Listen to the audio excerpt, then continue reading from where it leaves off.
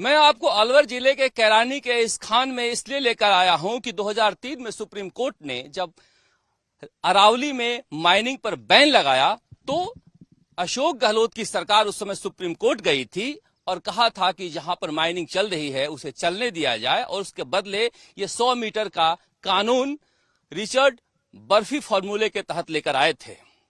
और यही वो जगह है, यही वो व्यवसायी हैं जो कांग्रेस से जुड़े हुए रहे थे और इन्होंने यहीं से दबाव डाला था क्योंकि करोड़ों का व्यापार चल रहा था यहां से। और 100 मीटर के कानून की जो परिकल्पना की गई थी 2003 में पहली बार, वो इसी जगह के लिए की गई थी। यही खान मालिक थे जिन्होंने अशोक गहलोत पर दबाव डाला और इस तरह से रिचर्ड बर्फी के फार्मूले के तहत 100 मीटर का खनन राजस्थान में अलाउ हुआ, क्योंकि माना गया कि रिचर्ड बर्फी ने कहा है कि 100 मीटर तक हिल नहीं होता, उसके ऊपर जो होता है वो पहाड़ माना जाता है। और नियम को धत्ता बताते हुए उसमें कई तरह के बातें कही गई थी रिचर्ड बर्फी के इस सिद्धांत में, सबको दरकिनार करते हुए 100 मीटर के फॉर्मूले को लागू किया गया। और उसके बाद देखिए पूरे इलाके का क्या हो गया। इस पूरे इलाके में आप कहीं भी चले जाइए, जो फॉरेस्ट सर्वे ऑफ इंडिया ने अपनी रिपोर्ट दी है उसमें कहा है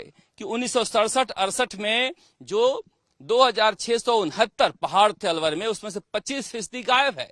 जिस कॉन्टूर को 128 कॉन्टूर को नमूने के रूप में लिया था उसमें से 31 पहाड़ गायब है। तो आप समझिए अलवर जिले में जो दिल्ली, हरियाणा और राजस्थान का बॉर्डर है, किस तरह से बर्बाद कर दिया गया है अरावली को। किस तरह से खोदा है इतनी ऊंची पहाड़ी को, कितना दिन तक खोदा होगा, कोई देखने वाला नहीं था क्या? सब मिली भगत का खेल चलता है क्या? सब जब ये पहले खोदा हा, शुरू में जब ये काम चला हा, अपने करेसल पे यहाँ जा गया ये माल और करेसल पे जा रहे नहीं। एक बात है, सटेटा खोद के हॉलन सू सटेटा खत्म कर दिया। हमारा बड़ा दुख है इस बात का और हमारे काफी मेवन के केस लगा है ये झूठा सच्चा और खोदना वाला और आदमी है। हमारा बड़ा दुख है साहब इस बात का। इतनी ऊंची पहाड़ी खोद डाला, ये सरकार का तो मिली भगत होगी अधिकारियों की। अधिकारी से मिल के ही तो एक बात है खोदो, एक बात है बगैर अधिकारी के मिले खोदो ही पहाड़। हमारे ऊपर झूठा सच्चा केस था, थपोड़ा है इनने अड़ जाया केसन में। सारा पहाड़ अफसरों से मिलकर चला है। बड़ी फैक्ट्री वाले खोदते हैं। हाँ, बड़ी फैक्ट्री वाला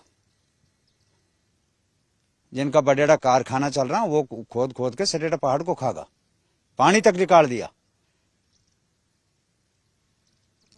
कोई ये वन विभाग की जमीन है तो वन विभाग वाले भी नहीं देखने आए थे। वन विभाग वाला पैसा ले गया, माइनिंग वाला ले गया, पुलिस अफसर ले गया पैसा। ये है मामला साहब सटेटा। नाम क्या है आपका? बिल्लू नाम है साहब। पूर्व में पंचायत समिति सदस्य हूँ, कृषि विभाग को मैं चेयरमैन भी रहा हूँ, हाल में अपना जमींदारा करता हूँ।